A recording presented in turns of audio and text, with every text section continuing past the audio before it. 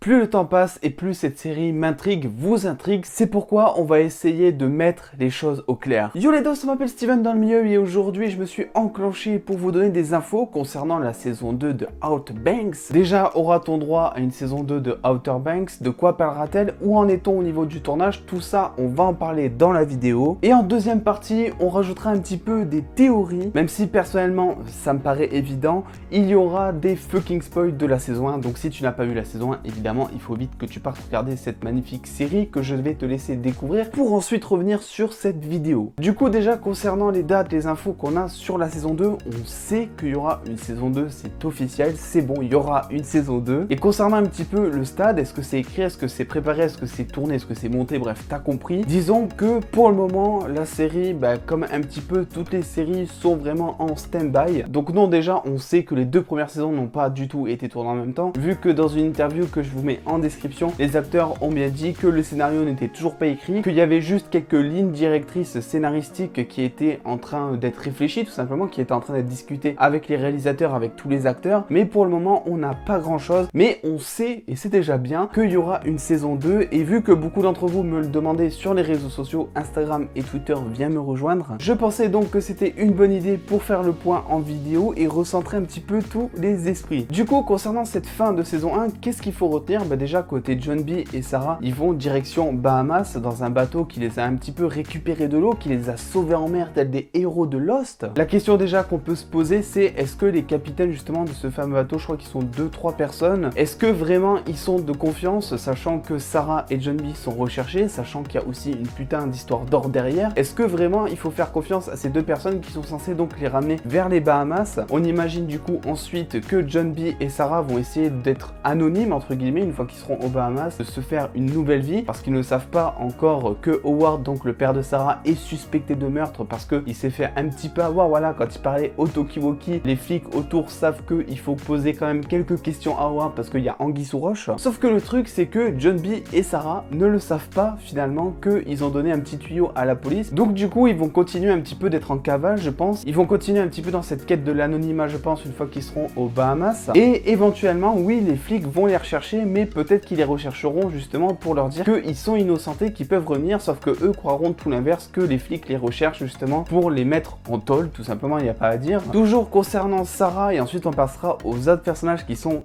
intéressant, vous allez voir. Il ne faut pas oublier que même si ça paraît être le fucking amour, l'amour fou, le coup de foudre entre Sarah et John B, ils ne se connaissent que genre depuis une semaine. Donc je pense que c'est facile de dire qu'à un moment, Sarah doutera un petit peu de John B, parce que même si effectivement elle est passée du côté de John B contre sa famille justement, sa famille, voilà, c'est un petit peu tous des timbrés, j'ai l'impression. Sarah aime quand même de ouf son père, et il se peut, je sais pas, juste à cause d'une simple engueulade entre John B et Sarah, que Sarah retourne justement dans les Outer Banks auprès de sa famille et peut-être donne l'emplacement ou lâche une info concernant John B. John B, lui, on imagine qu'il va vraiment, voilà, essayer de se réinventer une vie. C'est d'ailleurs quelque chose que l'acteur a dit lors de l'interview que je vous ai mis en description, hein. C'est qu'il y aura vraiment, d'après lui, une quête autour de l'anonymat, et je pense que ce qui va peut-être le trahir, c'est de renouer un petit peu les liens avec sa famille, avec ses amis justement. Je dis aussi peut-être une connerie, mais je dis quand même, on sait jamais, ça peut être un angle d'attaque entre guillemets. On n'a pas vraiment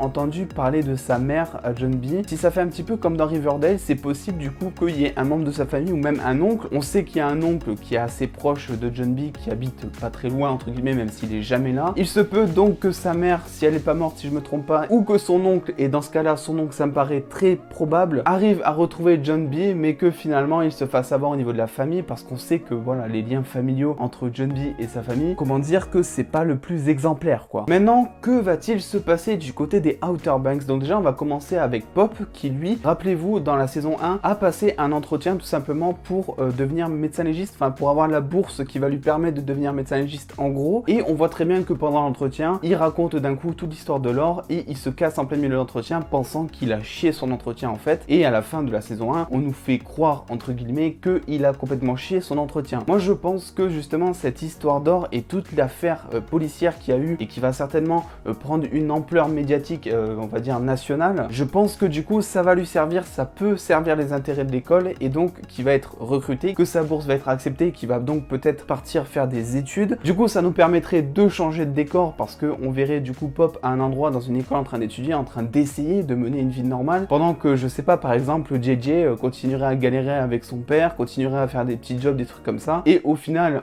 on se doute que tout le monde se rejoindra tôt ou tard. Concernant Kiara et Pop, je vous le dis, j'y crois toujours pas et je pense qu'ils vont nous tourner ça un petit peu en mode amourette d'été. On sait que là c'est les vacances d'été et qu'en gros les cours vont entre guillemets reprendre. Est-ce que les cours vont être quelque chose qui va être présent dans l'intrigue? Franchement je sais pas, je n'espère pas, parce que finalement ce qui faisait un petit peu aussi le charme de cette série pour ados entre guillemets, mais c'est pas du tout péjoratif, c'est vraiment le fait qu'on changeait vraiment d'ambiance, parce que toutes les séries d'ados, que ce soit 13 Reasons Why, Sex Education, Riverdale, bref, vous les connaissez beaucoup mieux que moi je pense. On est tout le temps dans des lycées, dans des trucs comme ça, et justement j'aimais bien ce côté un petit peu aventuresque, ce côté jungle, voilà, ce côté décor quoi finalement, qui fait grave plaisir en plein confinement, on va pas se le cacher. Concernant Howard, on sait justement, comme je l'ai dit, qu'à la fin de la saison 1, il y a les flics qui se posent un petit peu des questions autour de lui concernant du coup le meurtre du shérif. Je pense que ça serait vraiment pas étonnant qu'il balance son fils Raph, du coup je pense que vraiment, vu que ça a l'air d'être assez un lâche, même si on sent qu'il a quand même un bon fond, on sent aussi d'un autre côté qu'il a un esprit très survivant entre guillemets, très survivor, et qui va justement peut-être balancer son fils en lui disant écoute, au pire on dit que c'est toi, et moi en attendant, vu que je suis riche, vu que j'ai du pouvoir tout ça sur l'île, je trouverai un moyen de te faire sortir avant que tu sois enfermé définitivement. Raph, lui, je pense qu'il va vraiment suivre l'histoire inverse de ce qu'on a connu entre les luttes sociales de la saison 1. Je pense que vraiment c'est le personnage, et j'espère que ce sera ça, qui va se retrouver des cooks au POG en gros, donc qui va partir des riches et qui va se retrouver pauvre, et que voilà, on va vraiment suivre toute cette évolution de personnage qui va peut-être se mettre à dealer,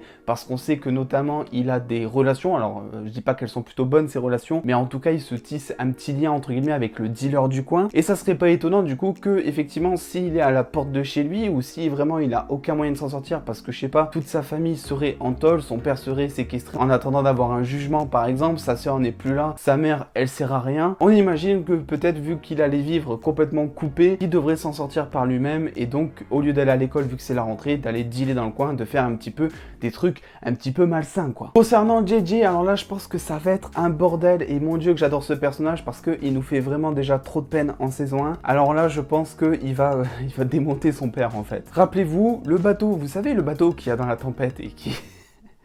je vais pas y arriver.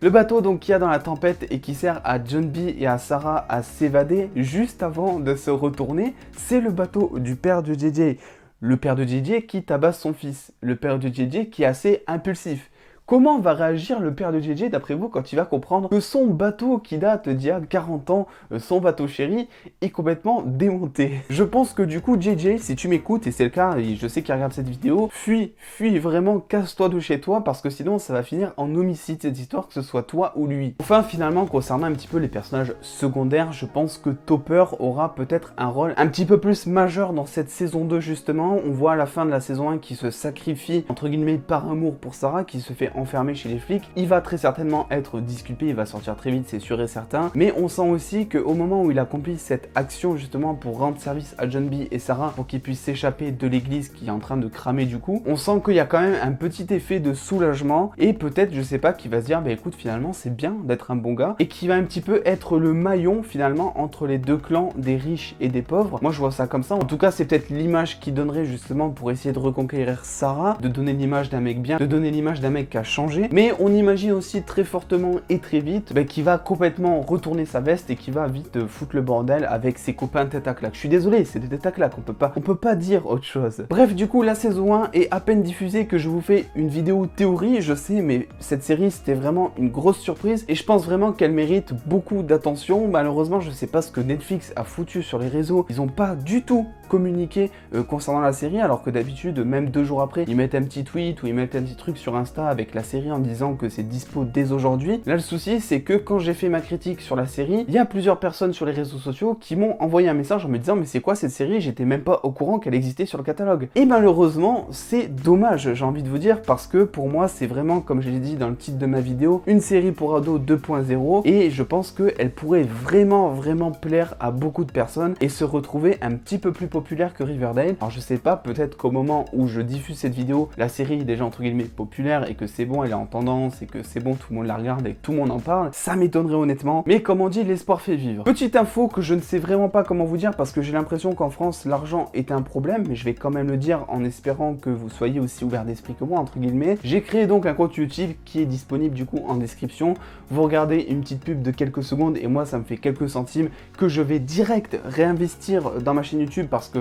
je ne vous cache pas que j'ai mon PC qui a deux doigts de claquer, donc ça serait un peu con de plus faire de vidéos à ce niveau-là. Je pense que le jour où ça arrive, je vais défoncer mon PC encore plus qu'il ne le sera à l'intérieur. Du coup voilà, j'en reparlerai pas avant longtemps je pense, je le dis juste là parce que je viens de le créer. C'est en description, vous faites ce que vous voulez. Attendant les danses, n'oubliez pas de vous abonner et de lâcher le petit like qui fait toujours plaisir, qui soutient la chaîne. Si vous voulez pas regarder la pub, un petit partage, un petit like, ça fait toujours plaisir et ça aide même beaucoup plus parfois que quelques centimes, c'est sûr. On se retrouve très vite pour une nouvelle vidéo et en attendant les dos, je vous fais des bisous, prenez soin de vous, des bisous les dos.